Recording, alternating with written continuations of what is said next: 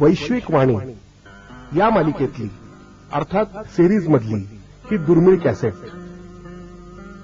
जगद्गुरु तुकाराम महाराजांच्या येणे बोधे आम्ही असो सर्व काळ करोनी निर्मळ हरिकथा तुका म्हणे माझा विठ्ठल विसावा या ओवीवरचं मामांचं रसाळ निरूपण म्हणजे श्राव्य सुखाची कमाल मर्यादाच आहे.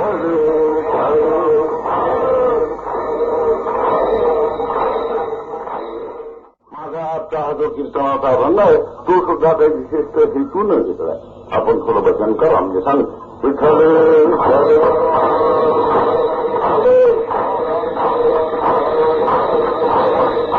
म्हणजे हा नाम सप्ताह आहे म्हणूनच मी आपल्याला मधून भजन करायला सांगतो असं नव्हे. पण आणखी मालगाडी आहे स्टेशनर गेली अशी सांगणारी आहे. म्हणून माझा कीर्तनाचा अभंग असा आपण ऐकलाय तो पण मी पुन्हा म्हणतो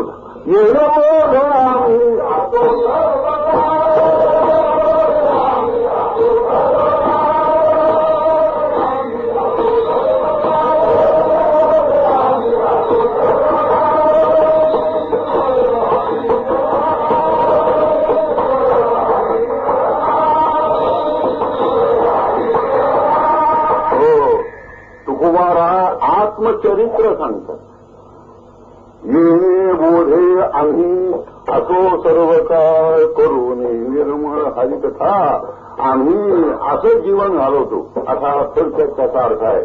आणि हा कीर्तनाला अभंग घेण्याचं कारण असं की जसं तुकोबारांनी खालच्या कडव्यात म्हटलं आम्ही भूमी वडे एक वरी भाग्याचे तसं आम्ही भाग्याची की या शब्दात म्हणजे तुकोबारांनी आपलं जीवन ज्या शब्दात सांगितलं त्याच शब्दात जो महाराजांचं जीवन आम्ही सांगू शकतो. ते कठीण आहे.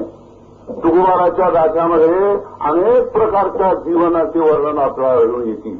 पण तुकोबारांनी स्वतःच म्हणून जे सांगितलेलं येणे बोधे आम्ही असो सर्व आपण सर्व इथे जमलेली मंडळी आहात. ती गीता नुसती गीतामध्ये ज्ञानेश्वरी वाचणारी आहात आणि गीतेमध्ये असा एक प्रसंग आहे. गीता हा अनेक शास्त्र आपण जेव्हा धर्मशास्त्र आहे, नीतीशास्त्र आहे, अध्यात्म आहे, तत्वज्ञान आहे म्हणजे खिचडी नव्हे अर्थबोधडी नव्हे. त्याच्यामध्ये अनेक शास्त्रांचा मोठा समन्वय आहे. त्यामध्ये ज्याला नीतीशास्त्र म्हणतात त्याच्यातला एक मोठा उत्कृष्ट भाग येणार होता तो मी आता आदर्श पुरुष.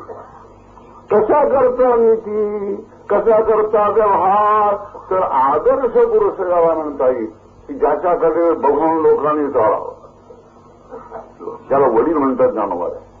गीता म्हणते यदा करते श्रेष्ठ तत्तरे तरोचन सयत प्रमाणं कुरुते लोकस्तदनुवर्तते एक वडील जे जे करती तयानाम धर्म ठेविती. तात्पर्य असा ज्ञानोबाच्या भाषेत जोडा म्हणजे कोण वडील आदर्श पुरुष कोण त्याच्यावर फार अवलंबून का त्याच्यावर फार अवलंबून असतं. जर वडिलांना आदर्श पुरुषांना नीती नियम काही राहिला नाही तर मग बाकीचे काय म्हणजे काही दुर्दैवानं मला आठवण काही सांगितलं तर होती. असेंब्लीमध्ये कायदे करणारे मेंबरच त्या सभेतच कायदा ओढू लागले. आता मूर्तीनं निघणार तर काहीच नसतं.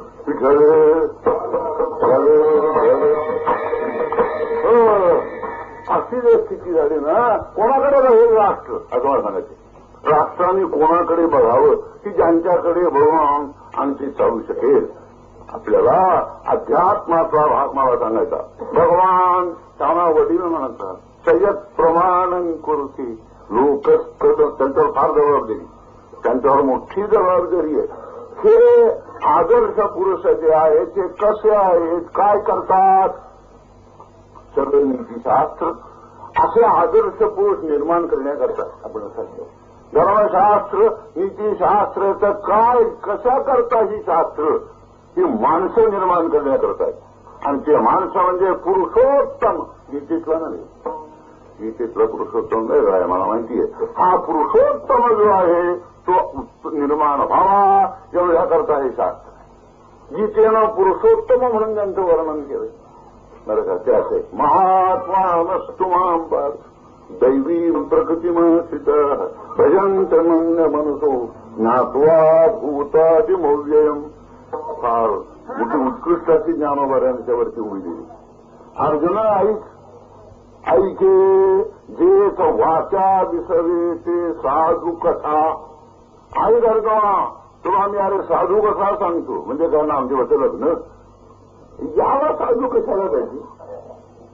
ठीक आहे विठ्ठल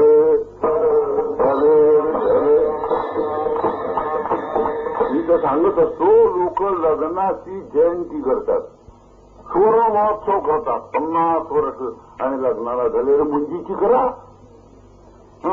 ते मुंजीचं लक्षात सुद्धा राहत नाही बँडच्या आवाजामध्ये. असं झालं लोकांमध्ये असं काही होऊन गेलं बोल त्याला किंमत आहे.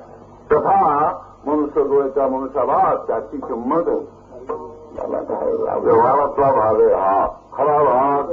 ऐका आपण ऐके जे वाच दिसले ते साधू कथा. साधूची ती कथा आहे कोणती. महात्मा नस्तुमा दैवी प्रकृतीमसित भजंत मंग मनसो ज्ञात्वा भूत. महात्मे हे खरे महात्मे आदर्श करतात का. पहिली गोष्ट बोध. बोधाविना माणूस नाही. आणि उच्चतम असा मनुष्य म्हणतो की ज्याचा उच्चतम बोध आहे. सामान्य लोकांची जी कल्पना आहे ती चुकीची आहे. ज्ञानाविना साधू होऊच शकत, ज्ञानाविना आदर्श होऊच शकत नाही. तेव्हा महात्मे जे आहे ते महात्मे काय झाले. ज्ञानगंगे नहाले पूर्णता देवो निघाले शांतीशी झाले पादव नवी. असे हे पूर्ण झालेले महात्मे करतात काय. सततं कीर्तयं तोमाम यतं तद्व्रत म्हणजे टाळ कुटतात. नाही तिथे आपण ज्ञानेश्वरी वाचा. ज्ञानेश्वरीच्या द्वारा गीतावर प्रगट गुह्य बोध